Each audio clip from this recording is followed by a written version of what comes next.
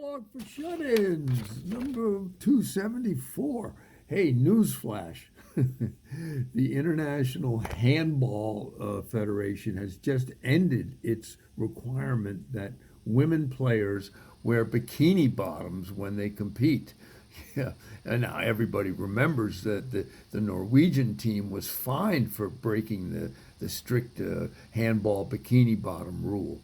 Yeah, but now, but of course, there has never been a bikini bottom requirement for male players, male handball players. That's because when it comes to handball, men insist that their uniforms be like a good hotel, big ballroom.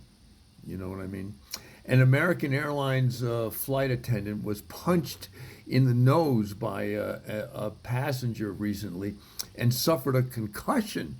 Yeah, the unruly passenger situation has become so bad that flyers are now insisting that American Airlines cancel even more than the 2,000 flights they already have canceled, just as a safety measure. Yeah. And it has been reported that Lindsey Graham told the police on January 6th that all Capitol rioters should be shot on the spot. Now that sounds pretty aggressive for old Linz, you know what I mean?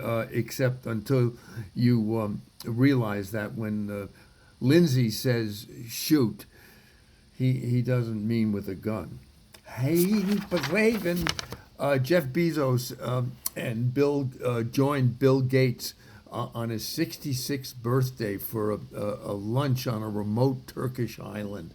Yeah, of course. The immediate question becomes, who picked up the check?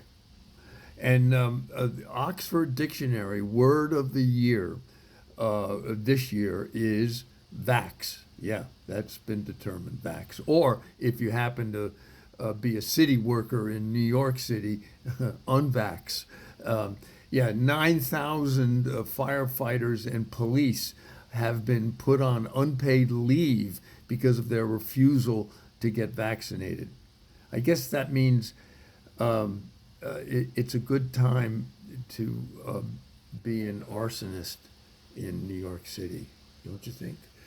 Apparently, President Biden said goodbye to the Pope when they parted in Rome. See, Biden said goodbye to the Pope by saying, "God love you." Yeah, wait a second. Isn't that what you say to a lovable fuck up? I mean, you know, God love you. God love him.